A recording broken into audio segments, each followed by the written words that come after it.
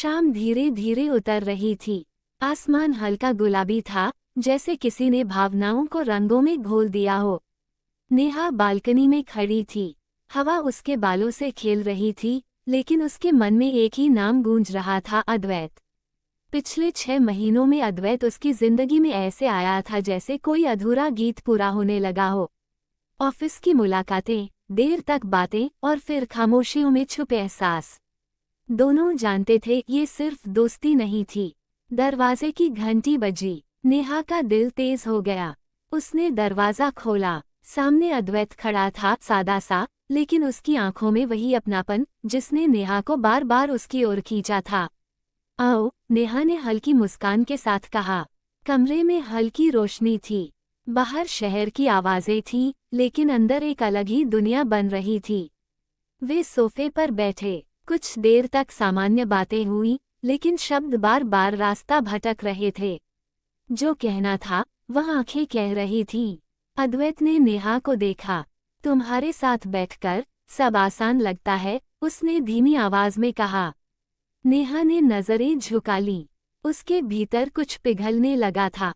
कभी कभी डर भी लगता है, उसने कहा, इतना महसूस करना। अद्वैत ने धीरे से उसका हाथ थाम लिया। उसकी पकड़ में कोई जोर नहीं था, सिर्फ भरोसा था।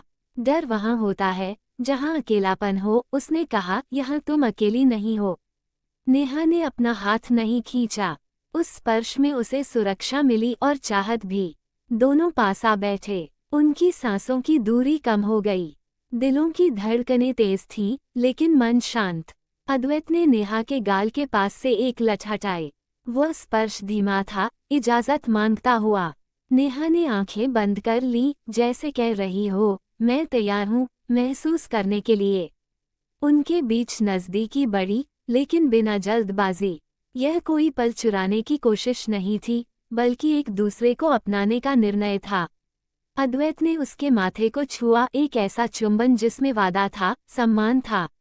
नेहा ने पहली बार खुद को पूरी तरह स्वीकार किया, अपनी इच्छाओं के साथ, अपनी भावनाओं के साथ। उसे एहसास हुआ कि प्रेम सिर्फ शरीर की भाषा नहीं है, बल्कि आत्मा की बातचीत है। रात गहरी होती गई। बाहर चांद निकल आया था। कमरे में दो दिलों की गर्माहट थी।